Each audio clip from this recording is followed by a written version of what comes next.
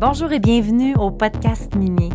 C'est ici que vous allez découvrir les acteurs de l'industrie minière, mais aussi les enjeux et les défis auxquels ils font face quotidiennement. Ce qu'on va découvrir à travers les épisodes, c'est vraiment des hommes et des femmes qui sont passionnés par leur industrie. Je serai votre hôte, Manon Rouillé, fondatrice de Rouillé Stratégie Marketing.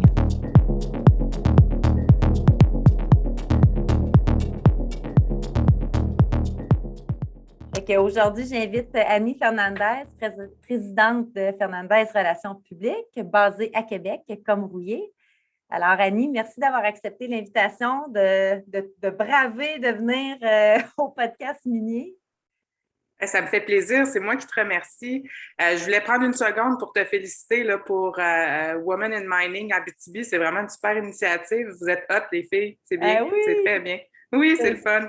On est une super belle gang. Là. Ça va vraiment... puis, la région embarque aussi. Là. C'est fou. C'est vraiment une belle initiative. Là. Merci beaucoup. Ça fait plaisir.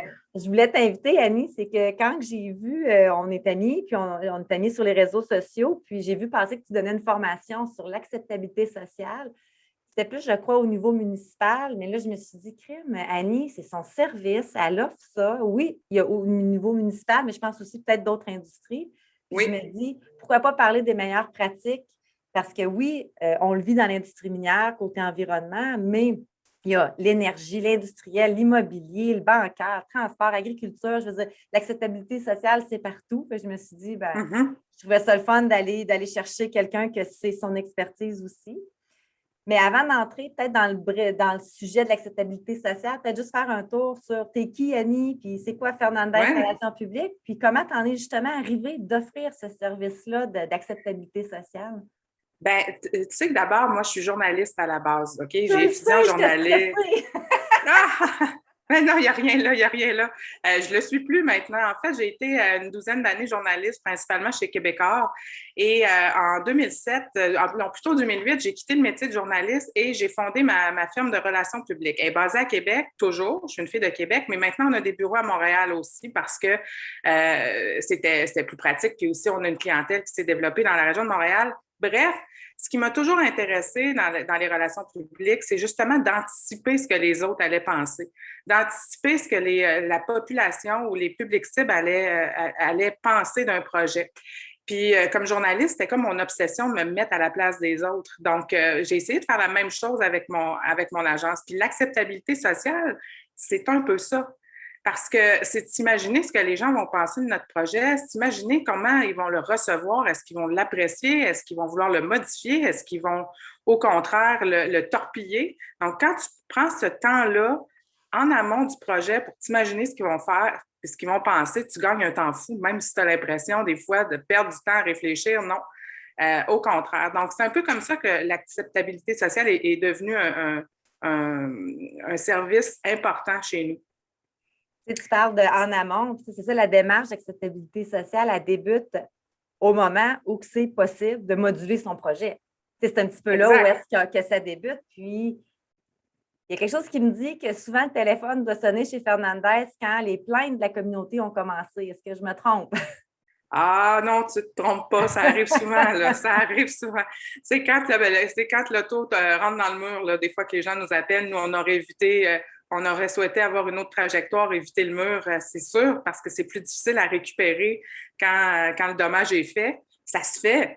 Je ne dis pas que ça ne se fait pas, mais souvent, ça demande plus d'énergie, c'est plus coûteux, c'est plus compliqué, puis on affecte la crédibilité de l'entreprise aussi ou du projet quand on frappe un mur. Alors ça, c'est dur à remonter.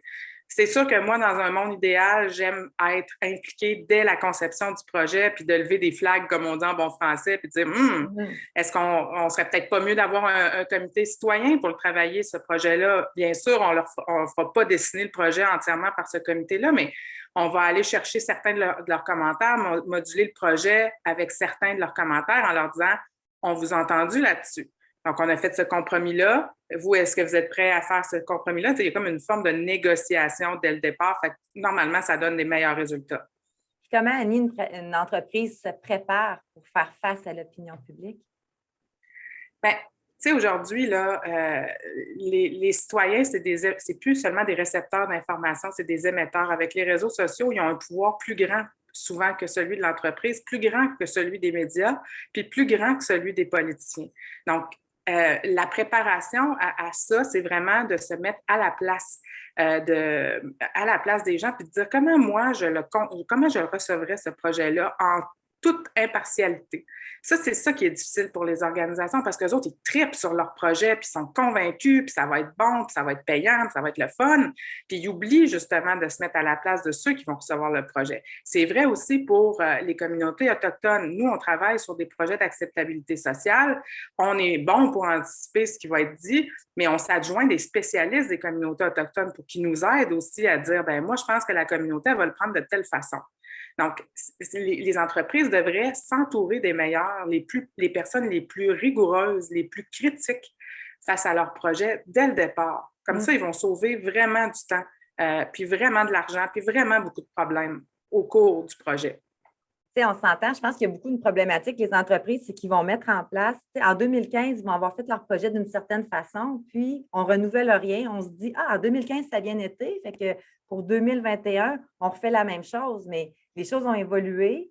Les façons de faire, les communautés sont beaucoup plus alertes. Les réseaux sociaux, tu l'as mentionné tantôt, mais aussi, maintenant, on est dans le contexte d'un après-pandémie.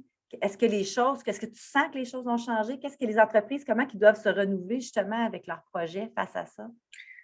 Bien, premièrement, ce qu'on a vu avec la pandémie, puis ça, c'est tant au niveau municipal qu'au niveau des projets, les séances d'information publique du promoteur sont encore essentielles, même si on est en temps de pandémie.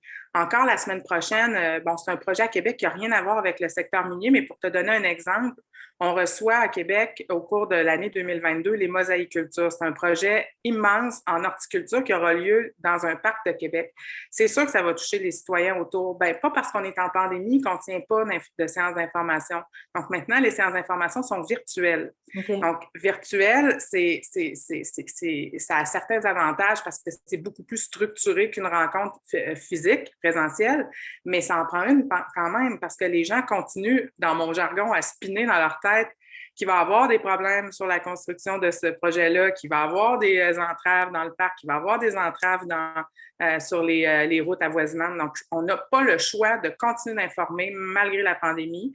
On est encore capable d'envoyer des cartons d'invitation, on est encore capable d'envoyer des infolettes. Je pense qu'il faut le faire davantage. Il faut être clair, concis, précis, puis donner des lieux d'échange quand même si on ne peut plus se rencontrer physiquement. Ça, c'est clair. Puis c'est ce que je pense que certaines entreprises qui se sont dit on va pouvoir s'en sauver pendant la pandémie parce qu'on ne peut plus tenir de rencontres. Non, non, non, non. C'est encore aussi vrai, puis il faut se débrouiller, il faut innover. C'est peut-être parce que je suis plus alerte, c'est quand même notre industrie, mais je trouve qu'on voit de plus en plus des projets retardés, voire même stoppés. Puis, c'est plus acceptable de s'imposer dans une communauté, puis ça, on le sait, mais on le sait depuis longtemps. Et pourtant, il y a encore des compagnies que le projet va être retardé à cause de l'acceptabilité sociale. Qu'est-ce qui arrive souvent dans ces projets-là? C'est quoi la bébête qui se passe qu'un projet est retardé ou arrêté? De ce que je vois, il y a plusieurs choses là-dedans. De ce que je vois, c'est bon. Premièrement, je reviens sur l'absence d'anticipation des problèmes en amont parce que les gens sont trop enthousiastes. Souvent, les gens se disent, ben là, avec l'argent qu'on investit, les jobs qu'on crée, ils vont dire oui, c'est pas nécessairement vrai. Donc, il y a comme une espèce de... Je me sens très, très fort et invincible, donc j'arrive avec mes gros sabots, mais j'oublie la force que les citoyens ont. Souvent, les entreprises aussi oublient qu'il faut que ça soit accepté par les citoyens parce qu'il y a des élus qu'il va falloir qu'ils répondent de ça aussi. Puis les élus, eux autres, ils ne veulent pas le trouble associé à un projet. Fait que de plus en plus, les élus envoient les promoteurs, les entreprises faire leur devoir en acceptabilité sociale parce que les élus ne veulent plus ramasser les pots cassés. Ils ne veulent plus se faire taxer de « on sait bien, tu as dit oui à ce gros promoteur-là parce qu'il va payer des taxes, mais tu n'as pas pensé à nous autres. » Donc, la pression autour des entreprises, elle vient du public, mais elle vient aussi du politique, puis des organisations municipales et gouvernementales. Fait que ça, Il faut pas qu'ils oublient ce volet-là. Puis nous, ben, on les aide, les entreprises, à faire des liens avec les gouvernements locaux et trouver des façons de montrer patte blanche. Puis ça, c'est essentiel. Puis si c'est pas fait, effectivement, ça peut être retardé puis ça peut être stoppé tout simplement. Mais tu parles des élus, puis qu'il n'y a pas juste la communauté, mais tu sais, j'allais rajouter la plupart des compagnies, pas la plupart, mais plusieurs entreprises de l'industrie minière qui sont publiques. Fait qu'il y a un autre domaine maintenant, tu sais, où on parle d'acceptabilité sociale, mais on parle beaucoup d'investissement responsable. Oui, tu la vois. Oui, c'est ça, exactement. Responsable, puis le marché boursier aujourd'hui, qu'est-ce qu'il va regarder? C'est la gouvernance de l'entreprise, l'impact environnemental, sociaux, des activités de la société. Fait qu'en gros, si tu veux avoir ton financement, bien, suis les meilleures pratiques. Puis oui, en acceptabilité sociale aussi. Fait que tu as cette donne-là aussi qui est de plus, du moins pour l'industrie minière, là.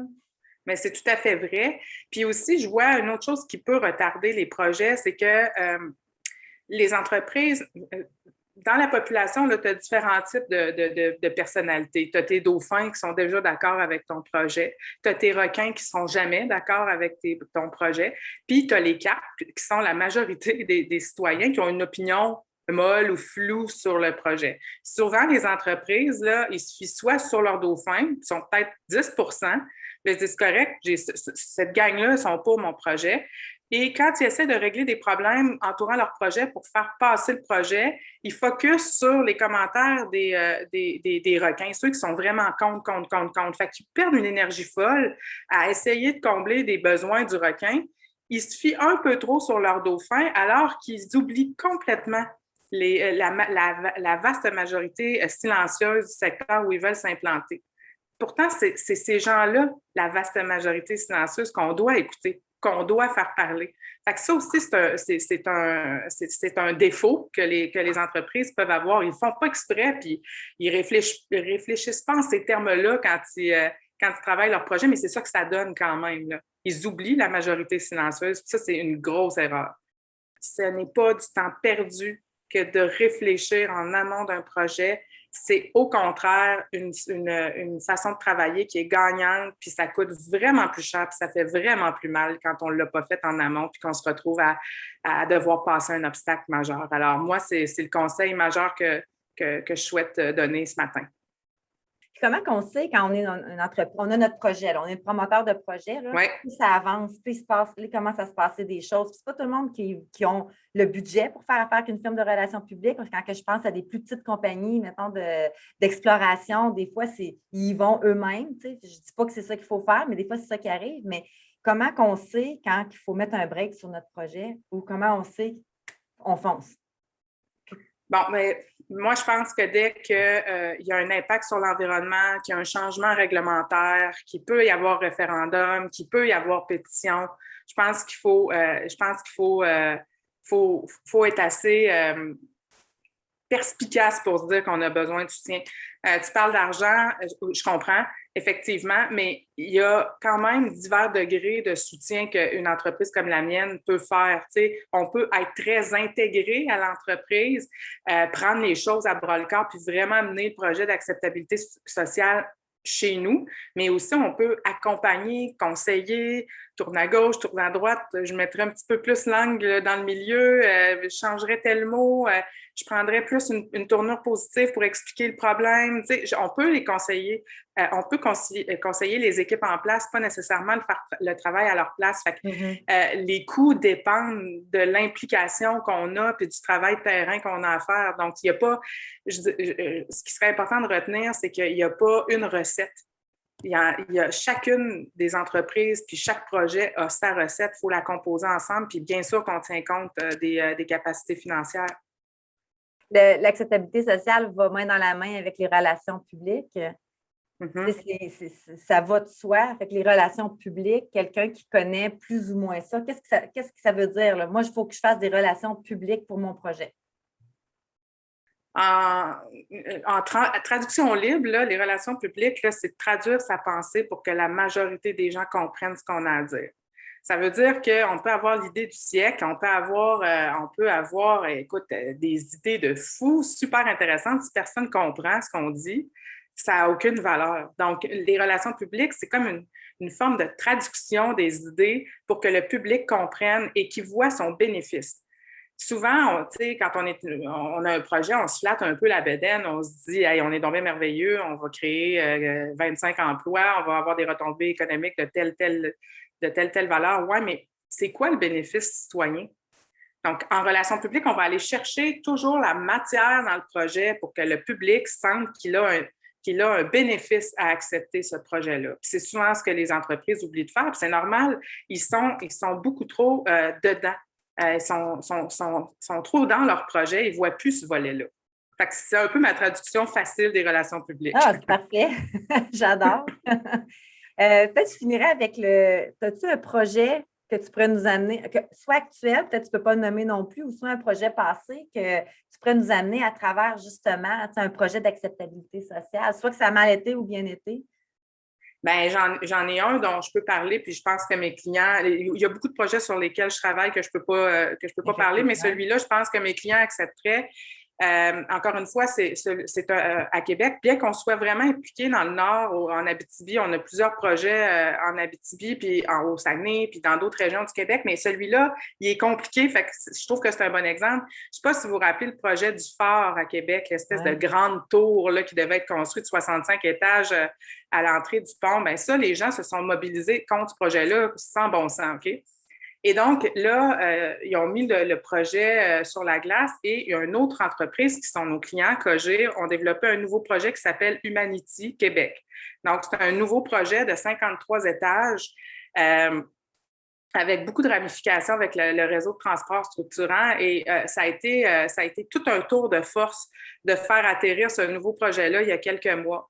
Et justement, on a tenu une séance d'information. On a eu jusqu'à 275 personnes qui se sont inscrites sur la plateforme virtuelle. On a fait beaucoup de relations médias. On a vraiment travaillé fort avec l'entreprise, très ouverte par ailleurs, avec la ville, avec les travaux publics, avec l'urbanisme. On a vraiment travaillé aussi sur un site Internet qui était clair pour les gens. On s'est vraiment tourné, comme je le disais tout à l'heure, vers le bénéfice du citoyen dans ce projet-là. Puis aussi, on a fait valoir les grosses améliorations qui ont été apportées. Par exemple, le projet est passé de 65 à 53 étages, ce qui faisait plus de sens pour les citoyens. Donc, c'est d'aller chercher les aspects positifs qui parlent aux citoyens. Puis honnêtement, si on fait la revue de presse de ce projet-là, Humanity Québec, elle est globalement positive. Fait que pour moi, c'est une grande réussite parce que ça chauffait là, quand on est débarqué. Fait que c'est le genre de projet dans lesquels on est impliqué et qu'on adore faire ça parce qu'à chaque fois, c'est comme pas de la magie, là, mais c'est comme une petite recette avec plein d'ingrédients qui font que ça fonctionne ou que ça ne fonctionne pas. Puis c'est passionnant. Donc, voilà, c'est ça mon travail. Ah, merveilleux. Qui aurait dit, on s'est rencontrés il y a une dizaine d'années, Annie, dans une formation sur les réseaux sociaux. Qui aurait pensé qu'aujourd'hui, 10 ans plus tard, je t'invite sur mon podcast puis on échange quand même, hein? Oui, puis c'est le fun parce que nos entreprises ont à peu près le même âge, là. Puis on a évolué beaucoup toutes les deux. Je pense qu'on peut être fiers de ce qu'on a construit toutes les deux. Puis il faut continuer, puis c'est le fun. On avance. Oui, vraiment. En tout cas, je te remercie beaucoup d'avoir pris le temps de venir au podcast, d'accepter de parler de tout ce que vous faites. C'est merveilleux. Je t'en prie, c'est moi qui te remercie.